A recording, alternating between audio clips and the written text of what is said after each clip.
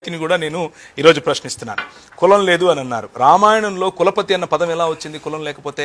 రామాయణంలో బ్రాహ్మణులకు అధిపతిగా ఉన్న వ్యక్తిని కులపతి చేయాలని చెప్పి కుక్క వచ్చి మాట్లాడినప్పుడు పోయిన ఎపిసోడ్లో ఆయనే ఒప్పుకున్నారు. కుక్క వచ్చి మాట్లాడింది బ్రాహ్మణుడి పైన నేను చేశానని. కులమే లేనప్పుడు కులపతి ఎలా వచ్చాడు? ఆయన సమాధానం చెప్పాలి. మొదటి విషయం.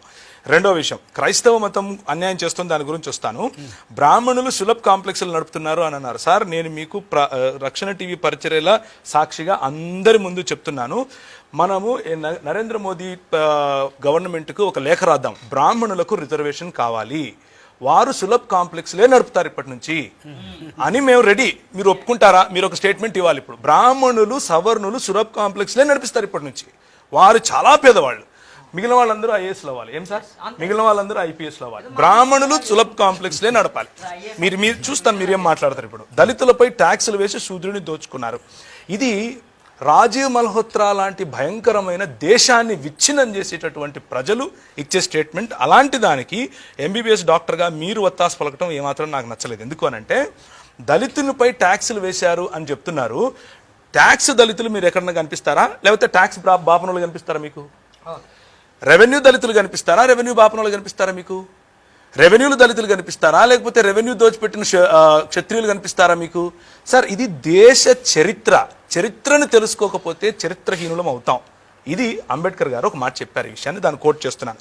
బ్రాహ్మణులు సులభ్ కాంప్లెక్స్లు నడుపుకుంటారు అనంటే ఎంత హాస్యాస్పదమో, దళితుల పైన ట్యాక్స్లు వేశారంటే కూడా అంతే హాస్యాస్పదం. ఎందుకంటే సార్, దళితులు ఈ దేశంలో ఈ బయట నుంచి వచ్చినటువంటి వలసవాదులు వచ్చినప్పుడు దళితులకు తిండి లేదు, దళితులకు పై వస్త్రం వేసుకునే హక్కు లేదు, దళితులు గోచి కట్టుకొని తిరగాలి, మూతికి ఒక ముంత పెట్టుకోవాలి, ముడ్డికి ఒక చీపురు కట్టుకొని తిరగాలి. అది మా బతుకు. ఇక్కడ ఎవరు అలా దోచింది?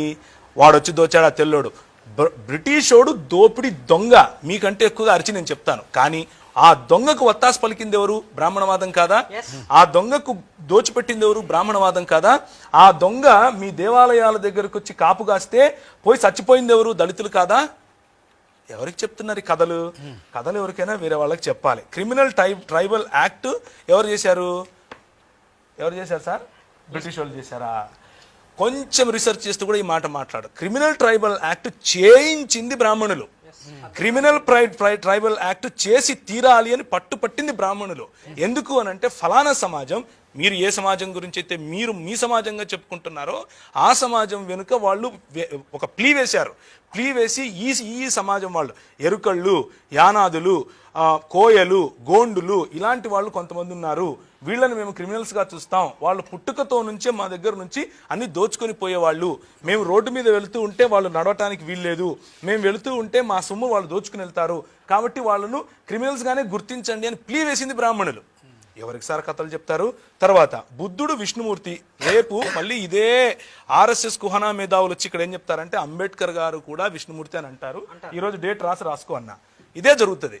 రేపు యేసు ప్రభువును కూడా విష్ణుమూర్తి అనే అంటారు. ఎందుకంటే అందితే జుట్టు, అందకపోతే కాళ్ళు. ఇది వీళ్ళ ఆర్ఎస్ఎస్ భావజాలం. ఇది నా వ్యక్తిగత అభిప్రాయం. ఎందుకనంటే విష్ణుమూర్తి అంశమే కనుక బుద్ధుడైతే బుద్ధుడిని ఎందుకు తరిమి చంపుతారండి? బుద్ధుని ఎందుకు ఈ దేశంలో లేకుండా చేస్తారండి? బుద్ధుడు ఎందుకు ఈ దేశాన్ని విడిచిపెట్టి కాంబోడియా నుంచి, థాయిలాండ్ నుంచి, శ్రీలంక వరకు, సమాత్ర వరకు, జావా వరకు వెళ్ళిపోతాడు? ఎందుకని ఆఫ్ఘనిస్తాన్లో కూడా ఉండగలుగుతుంది కానీ భారతదేశంలో ఉండలేకుండా పోతుంది. ఏంటి దానికి కారణం? బౌద్ధ మఠాలను ఎందుకు చంపుతారు? పుష్యమిత్ర మహాశృంగుడు ఎందుకు చంపుతాడు? శృంగుడు చంపినటువంటి ఒక్కొక్క బౌద్ధ మఠ అధిపతి తలకు ఇన్ని వందల దీనారాలు ఇస్తానని ఎట్లా చెప్తాడు? ఏం మాటలు మాట్లాడుతున్నారు? ఏదైనా మాట్లాడితే అతకాలి కదా. తర్వాత చరిత్ర వక్రీకరించారు. ఎవరు? బ్రిటిష్ వాళ్ళు. చాలా సంతోషం. చరిత్ర వక్రీకరించారా? ఓకే. చరిత్ర వక్రీకరిస్తే అసలు రాముడు లేడని రాయాలి కదా. చరిత్ర వక్రీకరిస్తే బుద్ధుడు లేడని రాయాలి కదా. చరిత్ర వక్రీకరిస్తే కులమే లేదని రాయాలి కదా. చరిత్ర వక్రీకరిస్తే ఈ పుస్తకాలన్నీ కాల్చేయాలి కదా. వాళ్ళు ఎందుకు ట్రాన్స్లేట్ చేస్తారు? వాళ్ళు ఎందుకు తీసుకొచ్చి మనకిస్తారు? 1500 సంవత్సరాల క్రితం రాసినే లేదు కదా, చదువే లేదు కదా ఎవరికి రాయటానికి. చదువు లేని వాళ్ళు చరిత్ర ఎట్లా వక్రీకరిస్తారు? వాళ్ళు వచ్చి వాడికి భాష రాదు, వాడికి కావాల్సింది దోచుకుపోవడం అని మీరే చెప్పారు. దోచుకుపోయేవాడు మీకు ఎందుకు భాష రాసిస్తాడు? దోచుకుపోయేవాడు మీకు ఎందుకు చదువు చెప్తాడు? దోచుకుపోయేవాడు మీ పుస్తకాలు ఎందుకు ట్రాన్స్లేట్ చేస్తాడు? దోచుకుపోయేవాడు మీ ఆలయాల కాపలా ఎందుకు కాస్తాడు? ఇదంతా బ్రాహ్మణవాద కుట్ర. ఇప్పుడు కొత్తగా ఆర్ఎస్ఎస్ విహెచ్పిలు తీసుకొస్తున్నటువంటి ఒక స్టిక్కర్, బంపర్ స్టిక్కర్ ఏంటంటే దళితులు పోగొట్టుకోకూడదు కాబట్టి బుద్ధుడు మావాడు, దళితులు పోగొట్టుకోకూడదు అంబేద్కర్ విష్ణుమూర్తి స్వభావం. ఇది ఇప్పుడు చెప్పేటటువంటి కథ. కాబట్టి బ్రిటిష్ వాళ్ళు క్రైస్తవులే కదా అని అన్నారు. సార్, బ్రిటిష్ వాళ్ళు ఈ దేశానికి వచ్చి భాస్కర్ రాజు గారు 80 సంవత్సరాల వరకు ఉన్నంత వరకు వాళ్ళు ఆరాధించుకోవటానికి కూడా వాళ్ళ దగ్గర చర్చి లేదు. వాళ్ళు క్రైస్తవులు ఎట్లా అవుతారండి? ఆల్బర్ట్ ఐన్స్టీన్ అని పేరు పెట్టుకుంటే క్రైస్తవుడని, భాస్కర్ రాజు అని పేరు పెట్టుకుంటే హిందువు అని. ఇది గనక స్టాండర్డ్ అయితే నేను హిందువుని అవ్వాలి, నా పేరు ప్రవీణ్ కుమార్. అది కాదు సార్ స్టాండర్డ్. స్టాండర్డ్ ఏంటంటే ఇదిగో ఈ 66 పుస్తకాలు ఉన్నటువంటి బైబిల్ గ్రంథాన్ని ఎవడైతే విశ్వసిస్తాడో వాడు క్రైస్తవుడు అవుతాడు. ఒకవేళ ఇక్కడికి వచ్చినటువంటి బ్రిటిష్ వాళ్ళు క్రైస్తవులే అయితే విలియం కేరీని రాకుండా ఎందుకు ఆపుతారు? జీగన్ బాల్ గారిని రాకుండా ఎందుకు ఆపుతారు? క్రైస్తవ మిషనరీ సంస్థలు రాకూడదు అని వాళ్ళపైన చట్ట వ్యతిరేకమైనటువంటి అంటే వీసా ఉల్లంఘనలు అన్న పేరు మీద దిగిన వెంటనే ఓడలెక్కించి ఎందుకు పంపిస్తారు? వాళ్ళని ఇక్కడ రోడ్డు మీద కొట్టి చంపుతూ ఉంటే కూడా మాకు పట్టి పట్టినట్టు ఎందుకుంటారు అని అంటే వారికి క్రైస్తవ భావజాలానికి ఏ సంబంధం లేదు కాబట్టి. బ్రిటిష్ వాళ్ళలో క్రైస్తవులు ఉంటారా? ఉంటారు. భారతీయుల్లో క్రైస్తవులు ఉంటారా? ఉంటారు. భారతీయులందరూ హిందువులేనా? కాదు. భారతీయుల్లో హిందువులు ఉంటారా? ఉంటారు. ఇది చిన్న లాజిక్ కదా. ఇది కూడా మిస్ అయితే ఎట్లా? బ్రిటిష్ వారు క్రైస్తవులు కాదు. భారతదేశపు చరిత్రను 1200 సంవత్సరాలు తీసేశారు అని అంటే తీసేసిన చరిత్రను ఎక్కడి నుంచి తీసుకొచ్చారో తీసుకొచ్చిండి. మరి తీసేశారు కదా, ఇంకొండకూడదు కదా. తీసేసింది ఎలా నిరూపించండి. మరి ఒకవేళ ఉంది అని అంటే తీసేయలేదని అర్థమవుతుంది కదా. ఇది లాజికలీ కాంట్రడిక్టరీ స్టేట్మెంట్. చరిత్రను తీసేయటం ఎవరి చేత కాదు. చరిత్ర ఎప్పుడు చరిత్రనే. ఇంకోటి, బ్రిటిష్ వారి సహకారంతోనే అంబేద్కర్ గారు పార్లమెంటు మెట్లెక్కారు అని సోదరులు చెప్పారు. అది నిజమైన స్టేట్మెంట్. ఎందుకు అనంటే బ్రిటిష్ ప్రభుత్వం రాకముందు ఈ దేశంలో ఉన్నటువంటి బడుగు బలహీన వర్గాలు, ఎస్సీ ఎస్టీ బీసీ మైనారిటీలుగా చెప్పుకున్న మైనారిటీల్లో మరి ముస్లింలు నేను ప్రత్యేకిస్తున్నాను. ఎందుకంటే అప్పటికి పాలక వర్గంలో ముస్లింలు ఉన్నారు. లేని వాళ్ళు ఎవరు అనంటే బీసీలు, లేని వాళ్ళు ఎవరు అనంటే ఎస్సీలు, లేని వాళ్ళు ఎవరు అంటే ఎస్టీలు. అలాంటి వారికి గొంతుకగా మారారు క్రైస్తవ మిషనరీలు. అలాంటి వారికి చదువు చెప్పారు క్రైస్తవ మిషనరీలు. అలాంటి వారికి స్కూళ్ళు పెట్టారు క్రైస్తవ మిషనరీలు. అలాంటి వాళ్ళకు వైద్యం అన్నారు క్రైస్తవ మిషనరీలు. వీళ్ళేమన్నారు? పై వస్త్రం వేసుకుంటే స్తనాలకు వస్తామన్నారు. వీళ్ళేమన్నారు? మీరు చదివితే మేము మీ నాలుకలకు వస్తామన్నారు. బ్రెస్ట్ ట్యాక్స్ ఉండేదండి. వీళ్ళే రజాకారులను పెట్టి ఒకరు హింసిస్తే ఇంకొకడేమో పిలక పెట్టుకుని హింసించాడు. మొత్తానికి హింసించబడింది ఎవరు? మేమేగా. మాకు వాయిస్ అయినారు ఎవరు? బ్రిటిష్ వాళ్ళందరూ కాదు, వాళ్ళలో ఉన్నటువంటి క్రైస్తవ భావజాలం తెలిసినటువంటి వాళ్ళు. అలాంటి వాళ్ళు వెనుక నిలబడ్డారు కాబట్టే ఫూలే గారి భార్య సతీమణి గారికి వారు చదువు చెప్పారు. ఫూలే గారు నిలబడ్డానికి కారణం బ్రిటిష్ మిషనరీలు కాదా? అంబేద్కర్ గారి చదువు కోసము మిషనరీలు కాదా కారణం?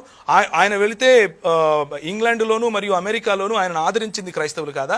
ఆయన నిలబెట్టింది క్రైస్తవులు కాదా? సైమన్ గో బ్యాక్ అని వీళ్ళు అరిస్తే సైమన్ వస్తాను అని రాసింది ఎవరు? క్రైస్తవుడు కాదా? ఇవన్నీ కనిపించవా? ఇంకొక విషయం, నేను ఒక 2-3 విషయాలు అన్న ప్రస్తావించారు. చాలా తక్కువ సమయంలో ఒక విషయం చెప్తాను. ఏంటి అనంటే క్రిమినల్ ట్రైబల్ యాక్ట్ అని అన్నారు. సరే, ఈ దేశంలో జోగిని వ్యవస్థ అని ఒకటి ఉండేది. ఆంధ్ర జోగిని అబాలిష్మెంట్ ఎప్పుడు జరిగింది? భాస్కర్ రాజు గారే చెప్పాలి. ఇంగ్లీష్ ఎడ్యుకేషన్ యాక్ట్ ఎప్పుడు వచ్చింది? భాస్కర్ రాజు గారే చెప్తారు. ఆస్తి హక్కు శూద్రులకు ఎవరు తీసుకొచ్చారు? ఒకవేళ ఆస్తి హక్కు శూద్రులకు, చదువు హక్కు శూద్రులకు లేకపోతే ఈరోజు భాస్కర్ రాజు గారు ఇక్కడ కూర్చుని రక్షణ టీవీలో మాట్లాడగలిగే వాళ్ళ? ఎవరు తెచ్చారో సమాధానం చెప్పాలి. రైట్ టు ఎడ్యుకేషన్ ఎవరు తీసుకొచ్చారు? ఆయన డాక్టర్ అయ్యారుగా. ఎలా అయ్యారు? ఒక వైద్యుడు ఒక చోరుడు ఇద్దరు సమానం అని చెప్పేటటువంటి సనాతన ధర్మం ఇక్కడ. రైట్ టు ఎడ్యుకేషన్ ఫర్ శూద్ర అని చెప్పేటటువంటి ఈ యాక్ట్ 1913 ఎక్కడ? ఈ రెండిట్లో దేనివల్ల మీరు డాక్టర్ అయ్యారు? మీరు సమాధానం చెప్పాలి నాకు. స్లేవరీ అబాలిష్మెంట్ యాక్ట్ ఎవరు చేశారు? బ్రాహ్మిన్స్ ఒక వ్యక్తి శూద్రుడు పెళ్లి చేసుకుంటే భార్యను బ్రాహ్మణుడి దగ్గర 3 రాత్రులు పడుకోబెట్టాలా? ఇది మీ సనాతన ధర్మమా? దాన్ని అబాలిష్ చేసింది 1819లో. ఎవరు అబాలిష్ చేశారు? ఎవరు అబాలిష్ చేశారు? 1830లో హ్యూమన్ సాక్రిఫైస్ అబాలిషన్ యాక్ట్. అంటే మీరు నేను ఈరోజు బ్రతికున్నాము అని అంటే వాళ్ళు చంపకుండా మన తలలు తెగేయకుండా ఉన్నారు అని అంటే ఆ రోజు తీసుకొచ్చిన యాక్ట్ కదా. Non discrimination act 1833. Right to sit, శూద్రులకు కూర్చునే హక్కులు లేవండి, పిరుదులు కోసేవాళ్ళు. ఈరోజు టీవీల ముందు మీరు నిలబడుకొని మాట్లాడుతున్నారు అంటే కారణం ఏంటి? ఏ యాక్ట్ కారణంగా? ఈ ట్రైబల్ యాక్ట్ గుర్తొచ్చిందా? అది చేయించింది బ్రాహ్మణ సముదాయం కాదా? నాచ్ కమ్యూనిటీ అన్నటువంటి ఒక కమ్యూనిటీ ఉండేది. మన బడుగు బలహీన వర్గాలకు దళిత సహోదరులను వాళ్ళు అర్ధనగ్నంగా లేకపోతే పూర్తి నగ్నంగా దేవాలయాల ఎదుట డాన్సులు చేయించేవారు. ఇంతవరకు మన రెడ్డి గారు చెప్పారు ఒక మాట, అంటే భజన చేసేటటువంటి కళాకారులు ఉన్నారు అని. వీళ్ళను కూడా ఎవరైతే నాచ్ కమ్యూనిటీగా పిలిచారో, దేవదాసి కమ్యూనిటీగా పిలిచారో, జోగిని కమ్యూనిటీగా పిలిచారో వీరిని ఉంపుడు గత్తెలుగా ఒక పక్క చూస్తూ, వీరు పెళ్లిళ్ళు చేసుకోకుండా పిల్లలు కనాలి అని చెబుతూ, కాదు వీళ్ళు కళాకారులు అని పేరు పెట్టి వారి కోసము దాన్ని ఏమంటారు హైకోర్టులో పిటిషన్ వేస్తే కొట్లాడుతూ ఉంటే ఈ సనాతన ధర్మ సంరక్షకులు వచ్చి ఏమంటారంటే ఇది మా సంస్కృతి అంటారు. ఏదండి మీ సంస్కృతి? మా ఆడవాళ్ళను అర్ధనగ్నంగా చేసి నాట్యం చేయించడం మీ సంస్కృత? అది కాపాడటం కోసం మీరు నిలబడతారా? దానికి వ్యతిరేకంగా పోరాడితే బ్రిటిష్ వాడు క్రైస్తవుడైపోయాడా? ఇది మనకున్నటువంటి గొప్ప జ్ఞానం. కాబట్టి టైటిల్ సరి చేసుకోవాలి అని మన సహోదరులు చెప్పారు, భాస్కర్ రాజు గారు.